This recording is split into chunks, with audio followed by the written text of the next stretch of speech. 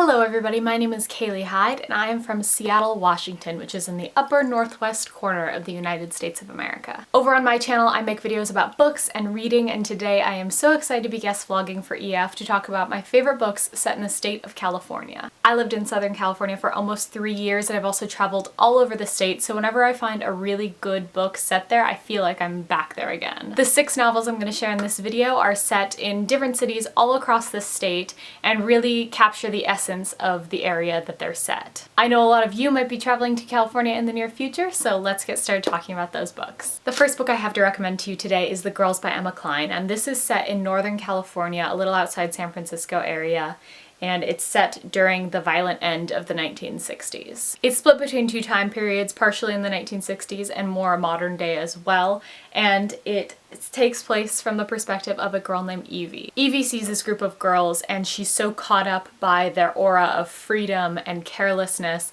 and she immediately wants to become a part of them. She then gets drawn into kind of this cult scene hidden away in the hills on this sprawling ranch where she is desperate to find acceptance. It's a really dark book and gets quite violent, but it does this amazing job of really setting the scene for 1960s Northern California, like sprawling ranch, hot summer days. As soon as I picked up this book, I felt like I was in a hot Northern California summer's day, and it's a really powerful and incredible novel. The next book I want to talk about is Mr. Penumbras 24-Hour Bookstore by Robin Sloan. Set in this really cute, small, quaint bookstore in San Francisco, Mr. Penumbras 24-Hour Bookstore is a story about data and computers and coding and also the future of books. There's a bit of a love story, but ultimately I do feel like it's a love story to books themselves and what's going to happen to the book industry in the future. It's a great book for book lovers. It's set in a futuristic San Francisco that's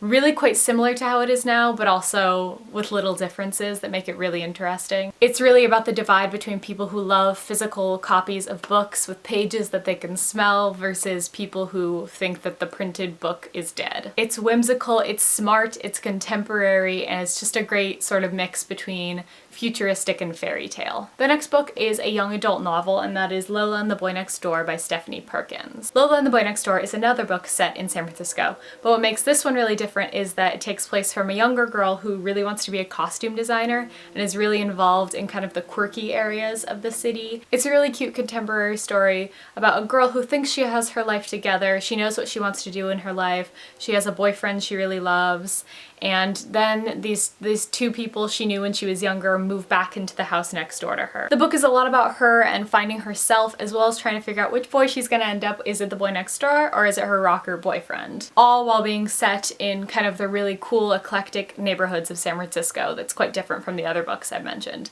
So it's a really cute book, it's really fun, and I think it is a really great job of getting you invested in the city in a very different way. I swear this is my last book set in San Francisco, but this is You Know Me Well by David Levithan and Nina LaCour. This is basically the story of a few different kids who go to high school together who really come together during Gay Pride Week in San Francisco, which is huge in San Francisco. It's one of their biggest week-long events. It's really fun, it really captures that spirit of San Francisco, and I think it's a great quick read if you're looking for something based in that city. The next book I have is one of my favorite books of 2017 so far, and it's The Mothers by Britt Bennett. The Mothers is set in a contemporary Black community neighborhood in Southern California, right around San Diego, I believe. It's a story of community and ambition and love and how those things all come together. It kind of begins with a secret and how a secret in a small community feeds and grows and eventually comes out and everyone knows what's going on. The writing is beautiful. It really captures the community aspect of the book. You really get that Southern California feeling to it.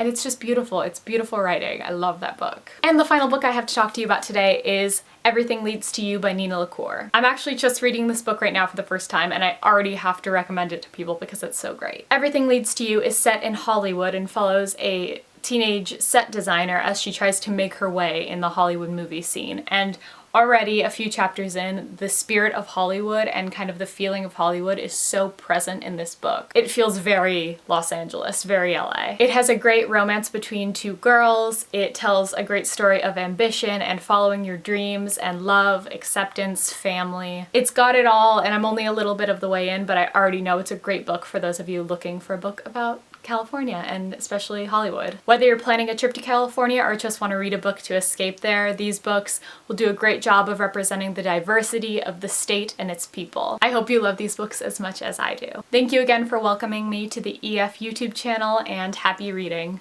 Bye!